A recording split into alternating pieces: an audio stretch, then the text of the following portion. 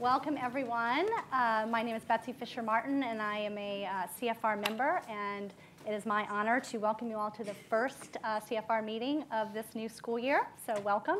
And we are very happy to have two fine gentlemen here. Two Michaels. Yes, two Michaels. We'll go Mike and Michael, just to clarify.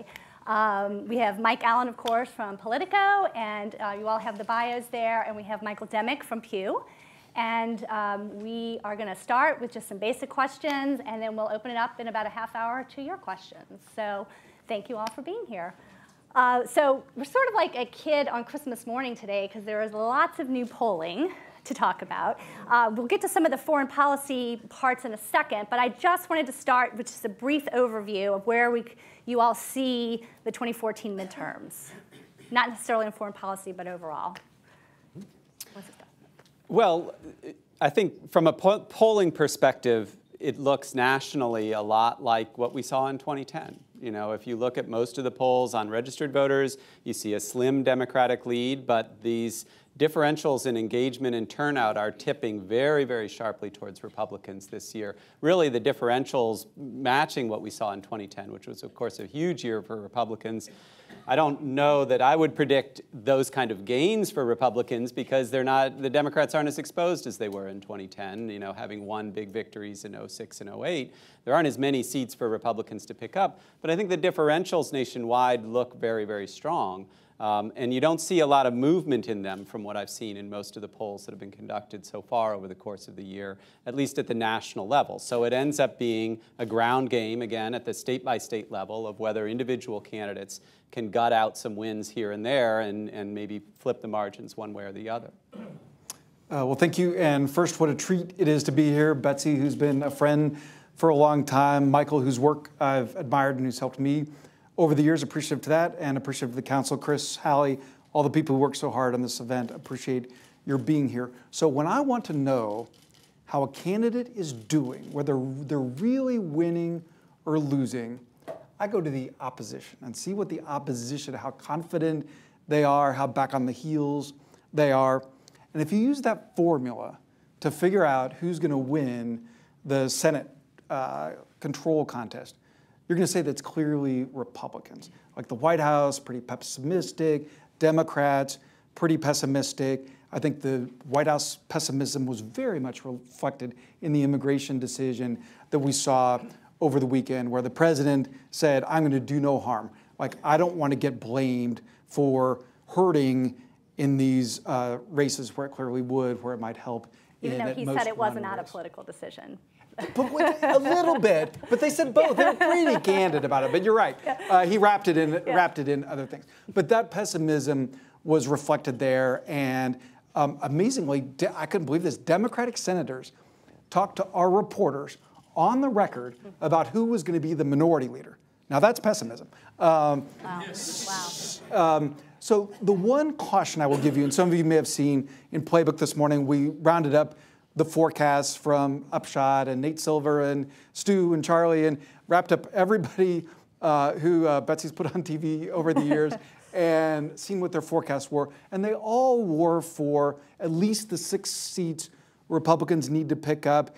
Stu Rothenberg, who is the most bullish, says at least 7, maybe more. So he's the only person that sees a wave. Also Sabato, we picked up. The one caveat that I would give you, and the one indication there is to me that perhaps this conventional wisdom in Washington that the Republican majority is a sure thing is a little ahead of the facts, and that is Arkansas, where Tom Cotton, who is a young veteran officer of both Afghanistan and Iraq, a House member, a great candidate who seems perfect for that state, running against Senator Mark Pryor, whose family has been in office there for so long. Tom Cotton was supposed to be way ahead. Republicans would have told you he was going to clean Mark Pryor's clock. Instead, that race is probably a tie. And now they're saying, well, it was always going to be close. Well, that's not true. It was not always going to be close. So the closeness of that race makes you wonder if maybe we're a little too short. So that's the amazing thing about this midterms. And I think Michael and Betsy will agree with this, that there's a bunch of important races, and we really don't know what's going to happen. Yeah, exactly. And to talk more about foreign policy, Michael, your new poll in Pew, and a lot of new polls today, showing the shift toward more American public being more supportive of more active foreign policy.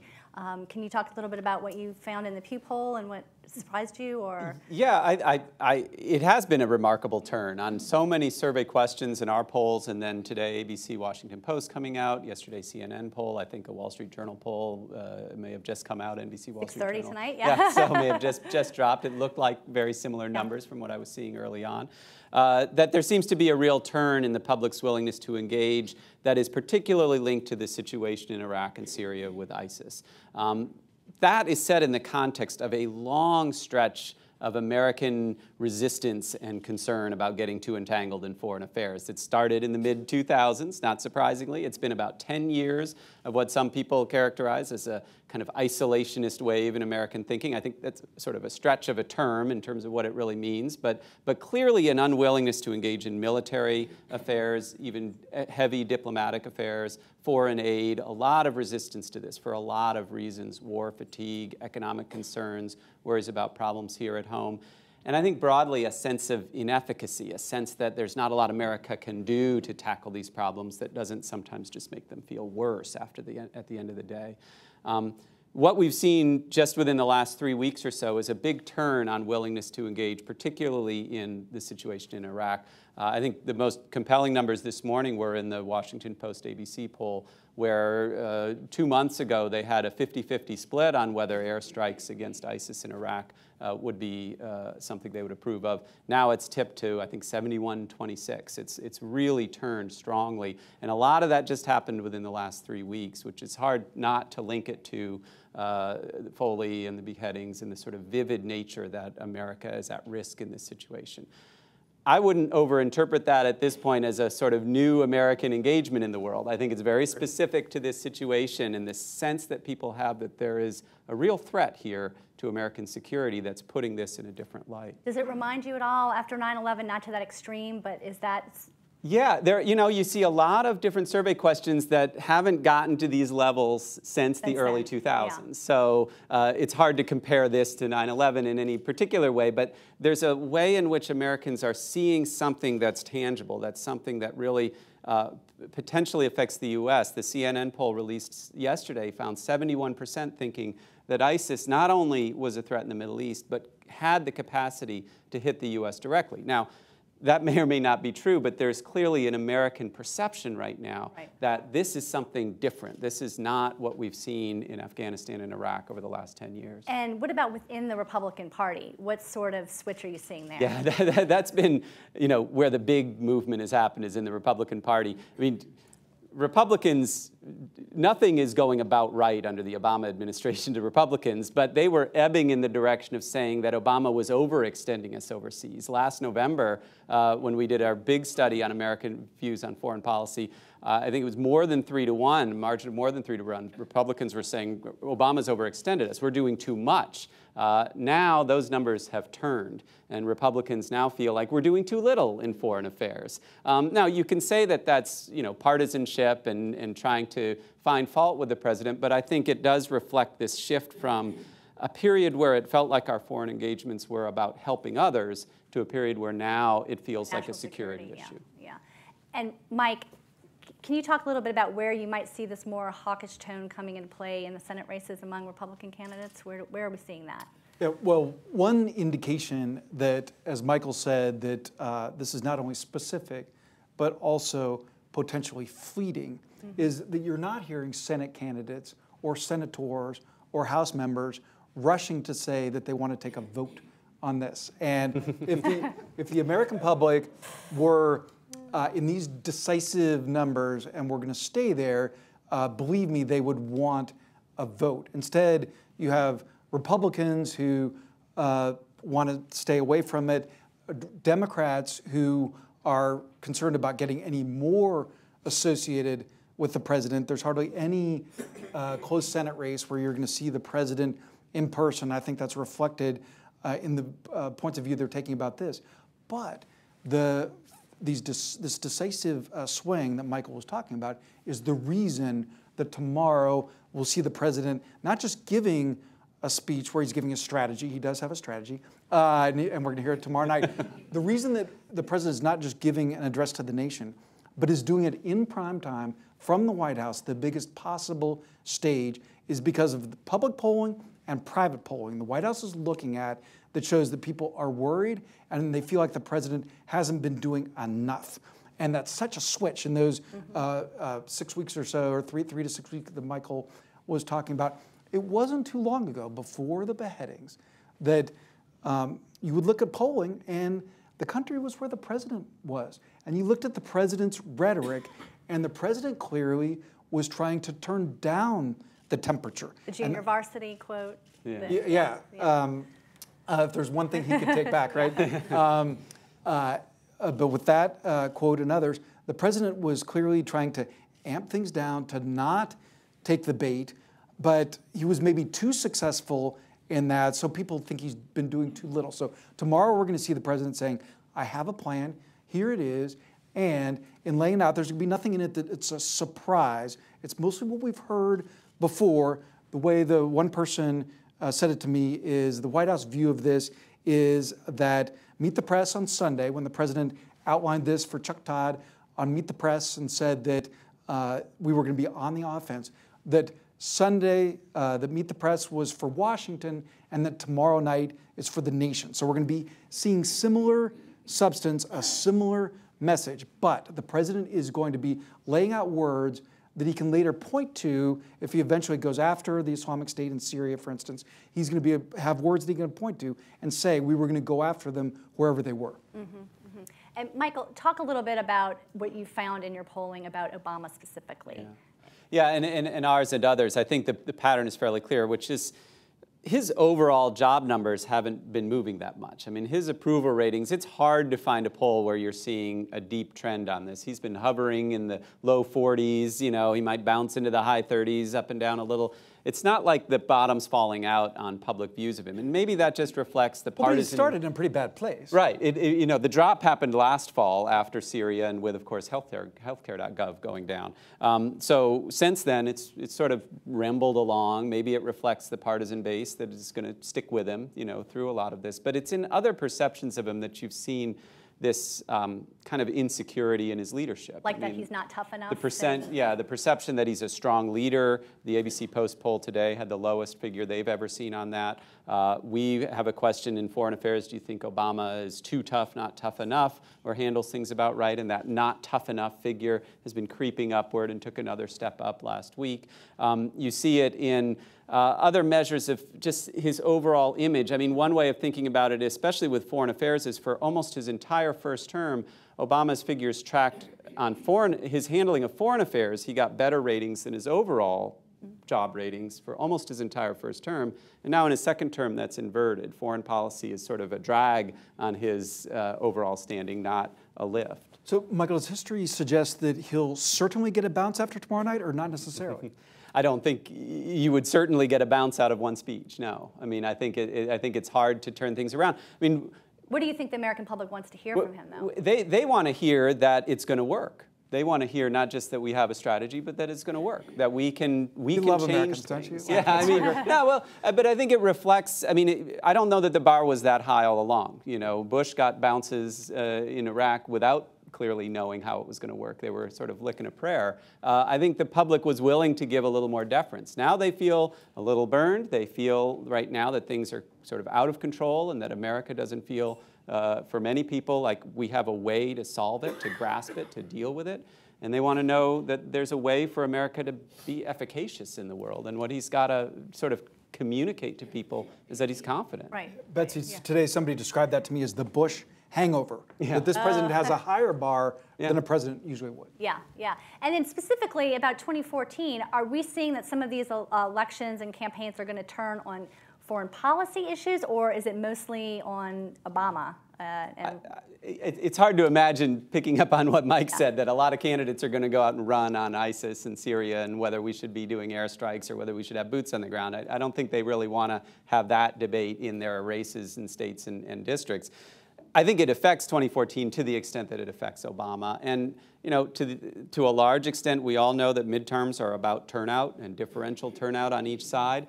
And right now, Obama is still inspiring Republicans to get out and vote, and he's not really inspiring Democrats to get out and vote. And until that changes, and right now, that imbalance seems to, if anything, just be getting worse. And then in terms of Congress, we know their approval ratings are the lowest ever, and they probably can't get any worse. But are we seeing any sort of attempt? I know today I saw in the Hill newspaper that former 9/11 Commission Chair is Lee Hamilton, and it's basically laid the blame at Congress and saying they had been lax in their oversight of ISIS and these issues. Is there a way that this plays out for members of Congress? It's hard. I mean, when it comes to foreign policy, the American public looks to the president, and I don't think there are a lot of ways in which they're going to start to hold individual members of Congress accountable for what did or didn't happen in 2007 or 2008 when we could have nipped these things in the bud, So I don't know that that's going to become a real issue. And the reality is that the public wasn't putting a lot of pressure on Congress or anybody to do anything about Syria until the last couple weeks. Right. A question that a Republican has yet to answer satisfactorily for me is, I always say to them, okay, you say that the president was asleep at the switch on the Islamic State.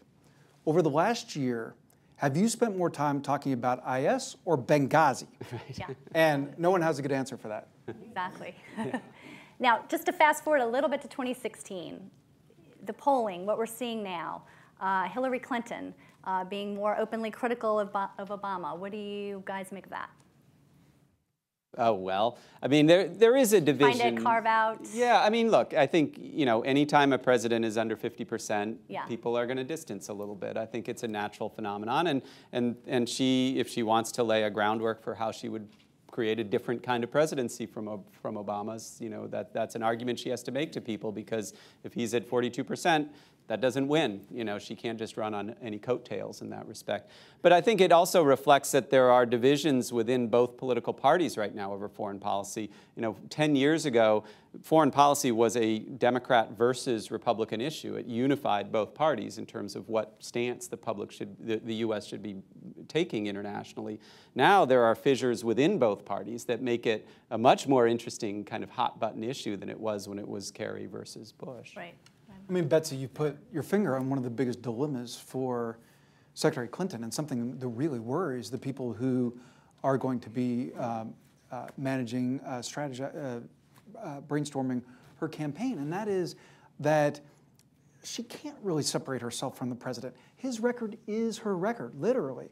And it's very difficult to run for a third term. Essentially, Karl Rove in a Wall Street Journal column called it the three-peat, when a party asked for a third term in the White House. So rare over our history. We had 2 Reagans and a Bush, but that's almost the exception that proves the rule. So that's what's so hard for her. So in this interview with Jeffrey Goldberg that Betsy just alluded to, I think clearly Secretary Clinton wanted to create a little distance on Gaza, and I think that was specifically what she wanted to show some daylight on. I think maybe went a little further than she intended. Mm-hmm.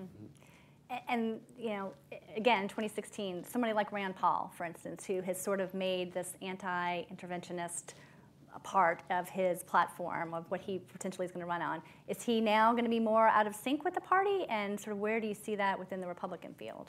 Yeah, I mean, the polling numbers today are the flip of what they were, 6-8 months ago in the Republican Party in terms of what stance the U.S. should be taking. Again, that may be temporary. It may be focused on this particular situation. But when you look at the polling numbers a year ago, particularly if you look at the Tea Party, the Republicans who identify as Tea Partiers, by 3-1, they were saying America's too involved overseas 6-8 months ago. Now, they've flipped completely the other direction. They say we're not doing enough overseas. The party was really where Rand Paul was in this space, whether even with national security, even with kind of privacy and government issues domestically in terms of the post-NSA period. Rand Paul was very close to where his party was. A lot of frustration about government overreach in terms of national security structure. I think that there are signs that that may be flipping back too in the context of this situation. And Betsy, in 2016, in the Republican contest, we may have the rarest of conditions, and one that is going to cause everyone in this room to really perk up their ears, and that is that national security, foreign affairs could decide the Republican nominee. This is such a fundamental split in the party. Most likely, the Republican presidential contest is going to come down to two people. One of them named Rand, and one of them not Rand. And Rand, who will tell you that he is not isolationist, will say that that's sort of a bad rap that he's gotten.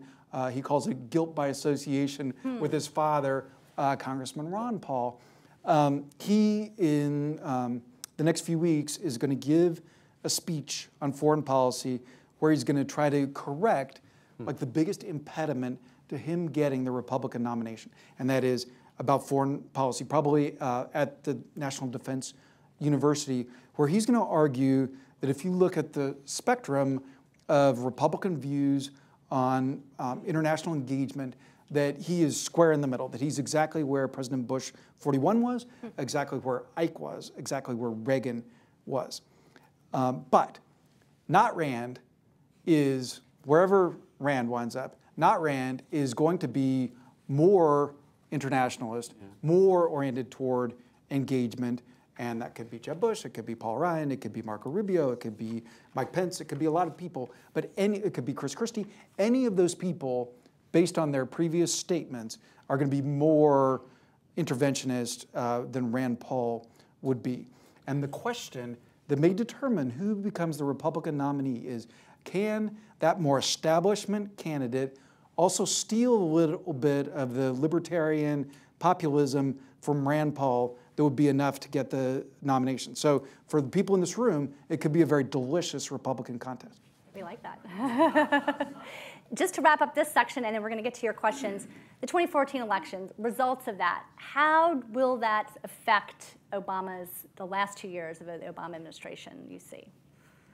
I give that to you. Well, I can tell you... Difference or not? Oh, no question. And the White House is already planning for the idea that they're going to have a Republican Senate, which means that, and the truth is this could happen regardless of the outcome, that almost all of the president's final actions are going to have to be regulatory. And they're planning for that, business is planning for that. And the truth is that despite what Politico will try to tell you, that the results the legislative results are going to be very little different, whether it's 51 this way, 49 this way. It could even be a 50-50 Senate with Vice President Biden having the best 2 years of his life. That's a very realistic numerical possibility. But the one big difference that will make is that if you're a Republican running for Republican senator, running for president, so if you're Marco Rubio, if you're Rand Paul, if you're Ted Cruz, the last thing you want is a Republican Senate. Right. Because if there's a Republican Senate, they're not free to travel around to Iowa and New Hampshire all the time. They're going to need to be in Washington. The spotlight is going to be on them. They're constantly going to have to take positions on difficult issues. And it'll be tough on the other Republican candidates too, because Christie will constantly be being asked, Republicans on the Hill are doing X. Do you agree? Do you disagree? Mm-hmm. No, I think that's right. Obama's second term for him is going to be tough either way, and the opposition that he faces is already in place, whether the numbers are slightly over or under 50.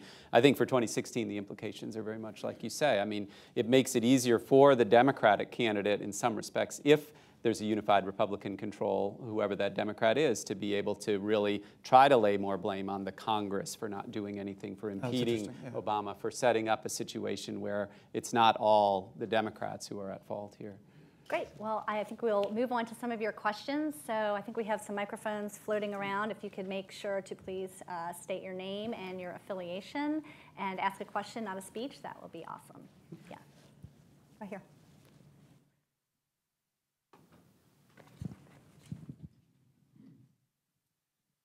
David Apgar, Inter-American Investment Corporation.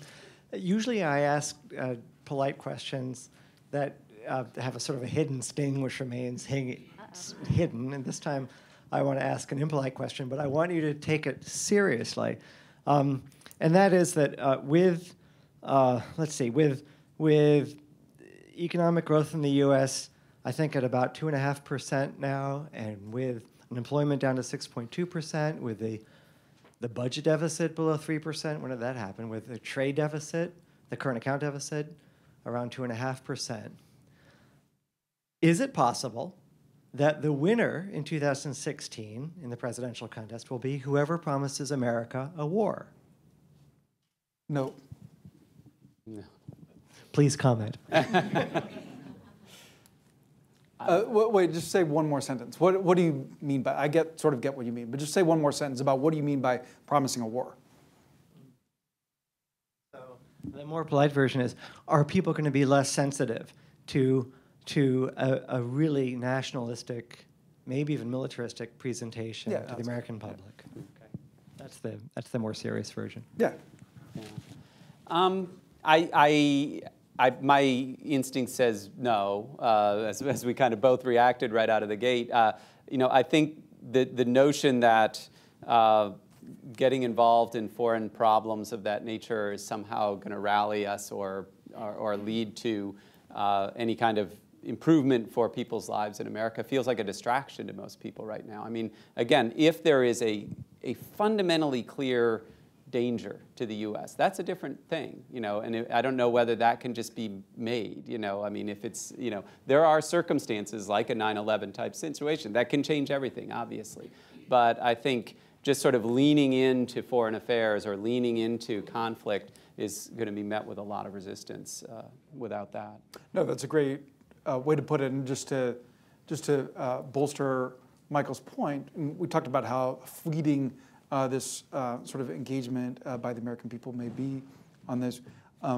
Definitely either an attack on the homeland, even a big attack on American embassy, like on an American embassy, will make a huge difference. And that's why we have not only the potential for national security deciding the Republican race in particular, but it's hard to imagine a situation where foreign affairs isn't a much more dominant issue in this presidential campaign than we're used to. I think that's probably true, yeah. Great. Yeah, in the back there, a lady with the black on.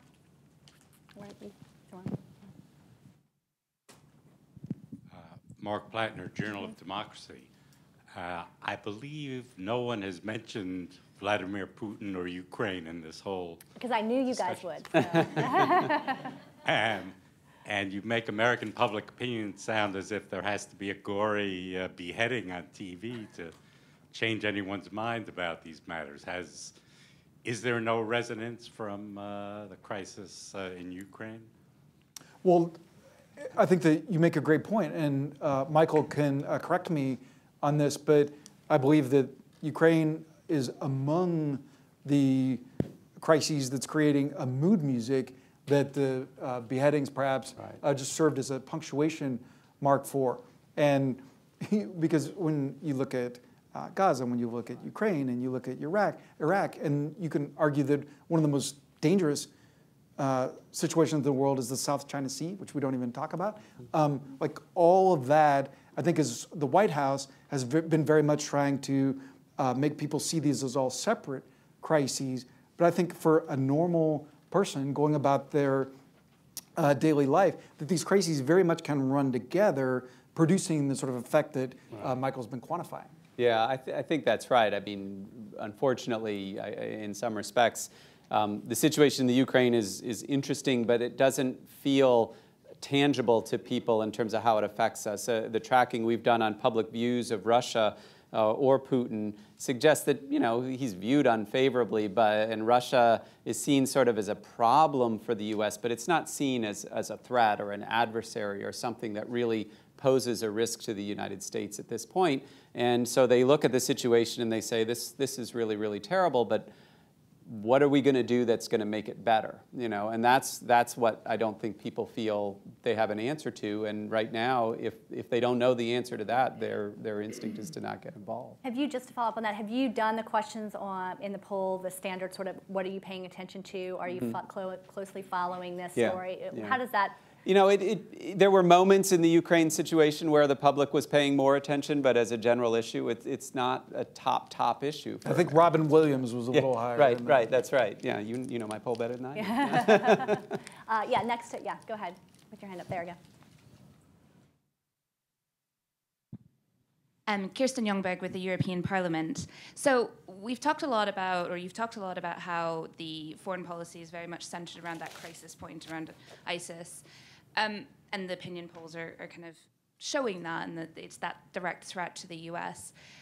Given that, how do you think with the midterms, the kind of positions on other foreign policy issues, some of the less crisis-threatening kind of issues are going to evolve? I'm obviously, being from the European Parliament, interested in the EU perspective and relations there. Thank you. You're going to have a lot of new colleagues coming up. Like, it's a great story, right? Very fascinating. Go ahead. Oh, no, in the midterm, it's hard to see, other than this general perception of Obama and whether that becomes even more of a rallying cry for Republican frustrations, how a lot of these issues play into this midterm election. Again, people just don't tend to connect, what's happening in Russia and the Ukraine with Congress. That's something they associate with the president, the way they view leadership in those realms. And so I don't see a lot of direct or really the only indirect is sort of through Obama to some extent in terms of how it might affect the elections. And I don't know that candidates want to really talk about it because it is intractable. I think there's the upside of this. This all sounds like a lot of dark clouds for Obama, but there's a possible upside of this for Obama. I mean, this is a crystallizing issue, ISIS. It's a very kind of clearly defined problem right now. It's not clear what the solution is and that it's going to be easy to solve, but it's not like Ukraine. It's not like Gaza, where you start to get engaged in those and you really have no idea where it's going to go. This is an issue that if he can come up with a strategy and execute on it and the public feels like real tangible progress is made, that could work to his benefit. And I think the other ones just feel much scarier and larger and harder to manage at this point. Yeah, Michael, I agree that one of the purposes for the speech of the speech tomorrow night is to convince people that he has a plan, that he knows what's happening, try to articulate it, and like the American public tends to react very well if a president has a plan, and then they start to unpack what it is. But to get specific to your question, like these other crises contribute to this sort of general unease. There's a fantastic polling organization called Pew that the other day had a poll that had the wrong track in this country at 70%. Like, that's an astonishing number, right? And all of the crises that we've been talking about are unquestionably Just part a of that. pile-on, right? Yes, no question. Yeah. Over here. Amitai Etzioni, George Washington. Is there wisdom in the crowds? What I mean, when I listen to the various things you report, aren't American people awfully smart? Doesn't it sound like what they couldn't get it right? I mean, Ukraine doesn't threat. I mean, I won't go sort of holist. Do you find the public is very smart?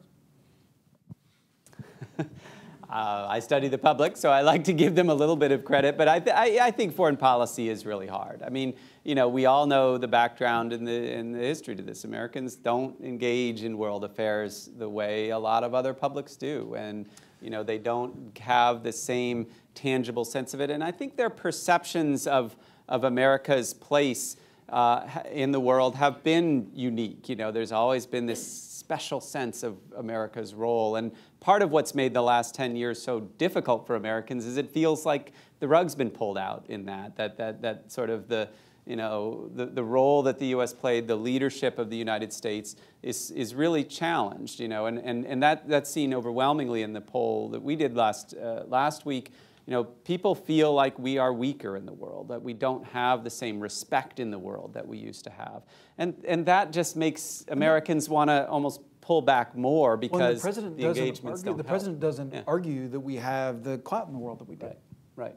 And the turning point for that was not under Obama. The turning point was, as the war in Iraq started to deteriorate, as that met more resistance domestically and internationally, there was a real turn in how Americans viewed their role in the world, and that's really stayed the same for most of the past decade. And taking Michael's point at the top, this is one of the factors that really worries people planning the Hillary Clinton campaign, and that is her record, her fluency, her credibility is on issues that are very difficult for people to connect with. So I think we'll also hear her talking about income inequality. I think we'll probably also hear her talking about domestic education, but it's harder for her to make that leap. And at least initially, it worries her messengers. Mm-hmm. Yes, in the blue. Thank you. Miriam Sapiro from Brookings. To go a bit farther than foreign policy, back to where you started, you made the comment that the Republican base is energized for November 4th, but the Democratic base is not. Some folks had thought that if the president made a different decision on immigration, that might have helped. Who knows? It's off the table in any case. Less than 60 days, but still plenty of time in politics for things to happen. In your view, is there anything that the president should have done or could do that would energize the Democratic base in a more positive way? It's tricky. If I knew the answer, I'd probably be in a different job right now. But the immigration one is an interesting one. And then clearly this has frustrated a lot of people in the base. I think the calculus of it was fairly straightforward from their perspective, which is the Latino turnout is already low. And if you look at the 10 or so states with the most competitive Senate races, there are almost no Latino voters in the first place. So however that might depress turnout or disengage a segment of the electorate that is critically, in a national sense, to the Democratic Party in the presidential races, that was just not going to have enough upside to counterbalance the downside to Obama and the Democrats, which was creating yet another rallying cry for the Republican base. So I think that one, when you just looked at the numbers, you looked at the races, it wasn't, the risks way outweighed the benefits. So what else could they do? I think that's a huge question. I don't have an easy answer to that. Yeah, no, just to agree and to be more specific, and Miriam, as you know, on immigration, it was a state-by-state calculation, and you can argue that only Colorado is the Senate race on the bubble or super competitive where it would have helped. The most competitive races. They seem to be doing fine there in Colorado. Right. Yeah, No, so, good point. Yeah. But the closest races, it would have been, it would have hurt. But you're right about this base turnout question. So if you ask Democrats, okay, how could you win? Like assume that everything that we've said is wrong. What will we be writing the next day? Like this, sometimes I ask them, I say, okay, let's say that you keep the Senate. Like what will Dan Balls write the next day about how you did it? Or what will Politico say about how you did it? And what they'll say is, well, we have 5 Senate races right now that are within 1 point, and 5 races that are within 5 points. So you get to October, you're close, you're in the margin of error, and we're going to do a point better than any of the polls show us. And you say, well, wait, how do you do that? And you're like, well, that's the fun part. Long shots come in. So the point is that, as you suggest, that the base and turnout will make a big difference. But is there any issue? Is there any issue that could move that for the president? Yeah, were you thinking one? Or like no, I'm asking you. You're the special advisor to the president here. Put that hat on. Okay, I'll be the moderator. No. Yes, in the back.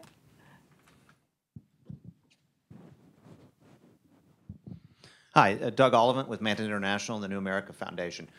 In the wake of the 2006 midterms, President Bush fired Secretary Rumsfeld, brought on Bob Gates, later brought on Doug Lute as the war czar to clearly signal there was a change in foreign policy and his priorities. Are there equivalent moves that this president could make, and would it make a difference if he did them before the midterms? You asked if he could, sure, and probably everyone in this room would have an opinion about that. Will he? Not a chance. Like, that's just not how this president operates from 2 points of view. One is that he's very, and Betsy's talked about this over the years, he's very reluctant to do things for purely symbolic reasons. He doesn't want to just satisfy the press. And he's interesting. He's like George W. Bush in this way, that they look at things over the long term. And he counsels his people not to do something for the news cycle or for this Sunday show or to get us past this week, to think about the long term. And second, this president just doesn't cashier people that he's put in place. And he is happy to have Secretary Kerry doing what he's doing, and I don't think he wants to admit a mistake in some of the other places, and so I don't see And immediate they're changes. relatively new in those positions anyway. No, that's a good point. Yeah. Anything to add? No, no. Questions? Yes, in the back. Hi, Steve Glickman at Georgetown University. I was hoping you could do a little handicapping for us. Maybe take the 5 or 6 closest blue to red, potentially, states and tell us who's most likely to lose. And then in the 2 red to blue states, I guess Georgia and Kentucky, maybe tell us out of those which Democrat is most likely to win. Yeah, so just to do a couple of them. The most surprising state where Republicans now feel like they're going to win is Iowa. And what's fascinating is that Joni Ernst became the candidate because of that single ad that a lot of you seen about hog castration. And she was in a big field of Republicans, and Todd Harris, who some of you know, who is an advisor to Marco Rubio, was making the ads for that campaign. And he was sitting down and having the sort of bio sort of conversation that a consultant has with their candidate. And she was talking about what she did when she was growing up. And she said, oh, by the way, I used to castrate hogs. And Todd, who was on his game, was like, really? And so he made this ad that highlighted that. It broke through, and she became the candidate because of that. And on the Democratic side, Bruce Braley, who's turned out to be a weaker candidate than people thought, in part, he has been hurt by footage of himself talking. It's never good when you hurt yourself. But there was some footage that you guys have seen of him talking to a group of trial lawyers, seeming to identify more with them than with his agricultural constituents. And Republicans very smartly found that footage, and that hurt him. So you have a Republican who's strong in Iowa. Somebody told me that in North Carolina, both of the candidates are running such flawed campaigns that if there were a state where no one was going to win, it would be North Carolina. But it does look like Kay Hagan, the Democrat, is certainly hanging in, maybe stronger than people thought, the Republican who has been hurt by educational cuts in that country, in that state by the legislature. I mentioned Arkansas, such a fascinating race. Like there is Mark Pryor, someone who has been, whose family has been in the state for so long. Like the way that somebody put it to me is, he gets the rhythm of the state, which is a good way to put it. Or will this sort of up-and-coming House member be able to unseat him? In Louisiana, so from a news point of view, the most exciting outcome, and one that's possible, is that you would have 50-50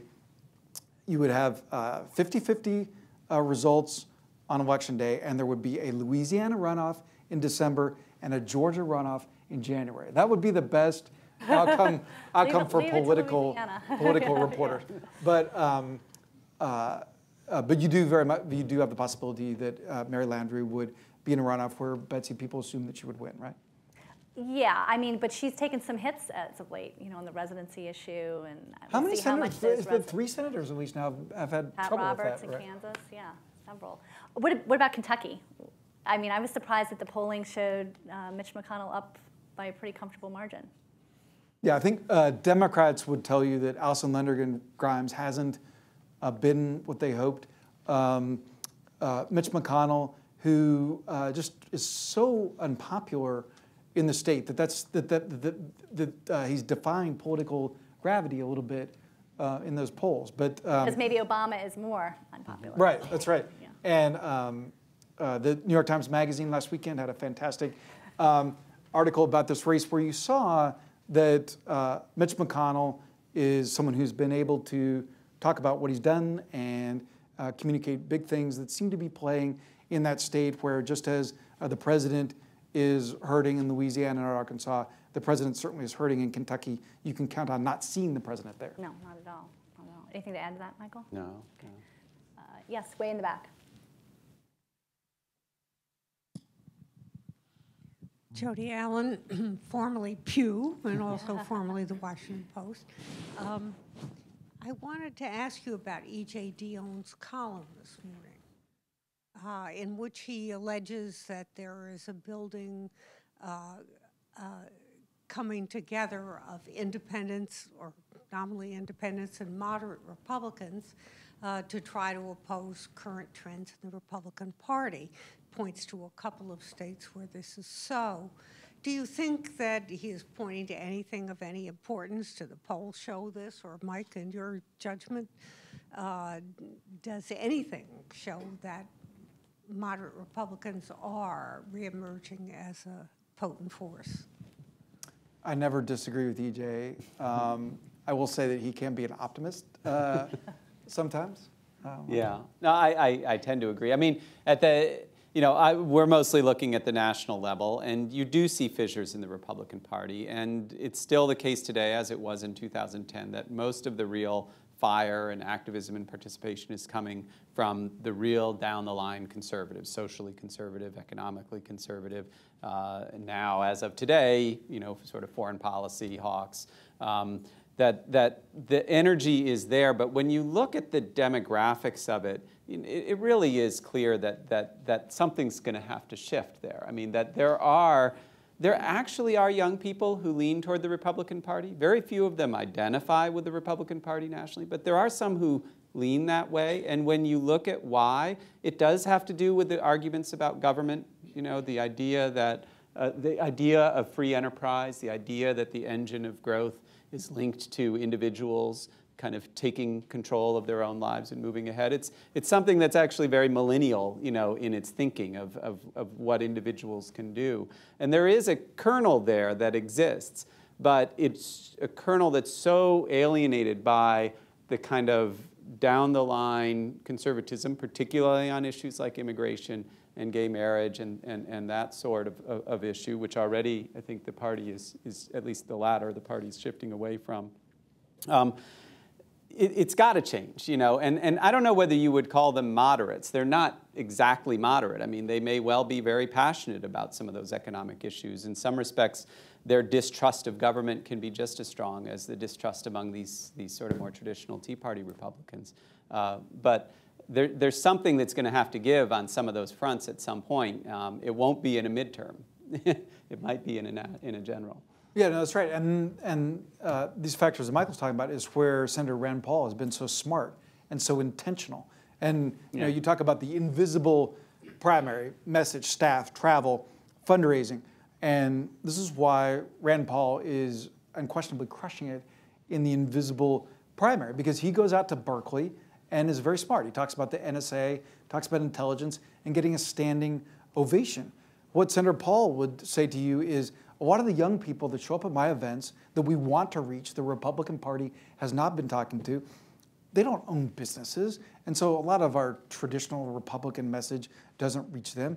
A lot of them don't pay a lot of taxes, so that message doesn't reach them. But all of them have a smartphone.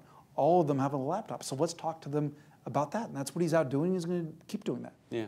Sort of the original Howard Dean of it's good. thinking. Yeah, that's right. Yeah. That's right. And one thing that links it back to this about the generational issues is young people take a very different view of what's going on with ISIS and sort of Islam in general. There's a lot more fear and concern among older generations than younger generations. In the piece from the ABC Washington Post this morning that showed overwhelming support, I think close to 70% overall for military strikes in Iraq. This was this big surge that they found in support for military strikes. It's 51% of 18 to 39-year-olds. It jumps to 66, 70+% among the 40 and olders. So, why do you think that is? Well, part of it is they're not paying a lot of attention. They're not following the situation terribly closely. But part of it is, I think they in particular sort of, there's a tone to this that comes across as very us versus them. And there's a tone of it that comes across as a little bit associated with religion and ethnicity and divisions that really don't sit well with younger people. We've been tracking for more than 10 years now views of Islam and whether Islam is a religion that encourages violence and what people's perceptions are of that. Well, this will be in a poll that we're putting out tomorrow. Young people are completely convinced that there's nothing about Islam that's linked to violence. It's when you get up in the older generations that there is. And I think that plays into why they're reacting to the situation differently. It doesn't seem like a big, broad existential threat. It's a situation in a place that's pretty far away from us. It's not something that's linked to a broader web of concern. Just to follow up too, since you mentioned that your poll coming out tomorrow, can you give us a preview on some of the issues of civil liberties? Yeah, I mean, the civil liberties side of it maybe connects into. It does, and I think it's connected, as you say, with younger folks too. I mean, the civil liberties, the public a year ago was tipping very much toward the civil liberties argument, post-NSA, Snowden, a sense of government overreach, and the polls were, our poll and many others, were tipping in the balance between protecting the country from threats and protecting our civil liberties, what should take priority. It was tipping more and more towards civil liberties. I think in the context of this, that may shift, or we'll see. I was telling Mike as we were getting ready, the poll's still in the field. I don't want to get out in front of it, but it's coming in later tonight. So. Yes, over here. Larry Korb, Center for American Progress. Speaking of foreign policy, will Michelle Nunn be able to ride on her father's foreign policy credentials in Georgia? Is that going to help her? It'll help her. There's no indication that it's enough, right? She was really hurt. This was very fascinating. She was really hurt by, some of you saw this, her campaign plan that included the finance plan, the press plan, the political plan, was leaked. Like, we think that what happened was that so this was the most sensitive possible campaign document. It included Oppo, included her own vulnerabilities, how she should answer them. And we think what happened was that it was a Google Doc that was being shared. On the iCloud? Yeah, that was, that's right. That was briefly made public, and somebody grabbed it, and the National Review posted it. And it is astonishing. If you all haven't looked, everybody here is interested in politics. I have never seen something like this even after a campaign, let alone during it. It's so fascinating. And it's the ultimate behind the curtain.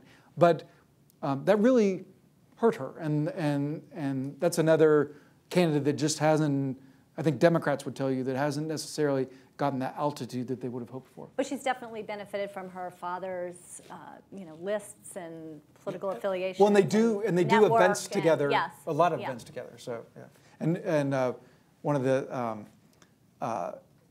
the big campaign events that they listed, the tentpole events for the campaign, and one of them was her dad's birthday. So they definitely are planning a lot around Dad. Yeah, it's probably an email birthday card that goes out. Right. I've seen this movie before. Yes. Hi, Dan Kanuski. I'm at a Homeland Security Research Institute. Perhaps you saw the story, I believe it was yesterday, by Josh Rogan, who broke a story about something called the Hay Initiative, which is a group of 150 Republican intelligentsia in the foreign policy space. Curious, given the divides within the Republican Party, is it possible that there will be a unified foreign policy position coming out of these groups that would be helpful to all of the campaigns as they envision? Did I read about this in Playbook this morning? Yeah, these are the tutors. Yes, yeah. Okay.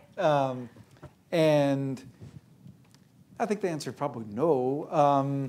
But there's no question that having those ideas out there will help the candidates. And I think, as with any campaign, you'll have them treated as a buffet and take an idea here and an idea there. And of course, think tanks and research institutes are happy to have the candidates do that. And so you could read that and think, oh, there's going to be a sort of plug and play foreign policy. I think the people in this room, all of whom have studied campaigns over the year, will agree that's not likely to happen. But it was fascinating to see this new way that the ideas are coming to the campaigns. Yes, here in the front.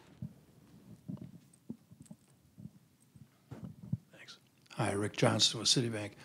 I want to just tap your prognostication abilities a bit and clarify, too. It sounds like with the president's I have a plan speech, the calculus there is to take a bit of the wind out of the sails of you're not a leader. On the other hand, do you feel like the Republicans are going to let it go, particularly in terms of the Russian situation, Ukrainian situation, and keep beating up on the president to push for more and aggressive sanctions, even though we have an I have a plan speech?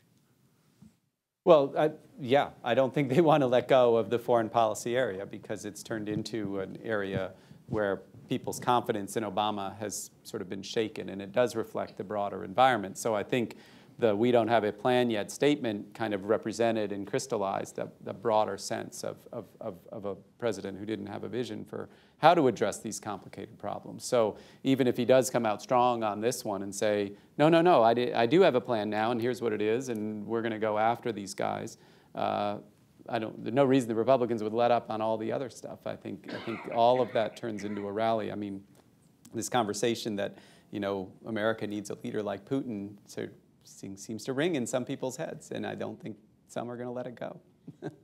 And just to add to what Michael's saying, but what I think you're going to hear a lot is Republicans who go on Sunday shows and elsewhere are going to be asked more aggressively, what would you do? Yeah. What is your plan?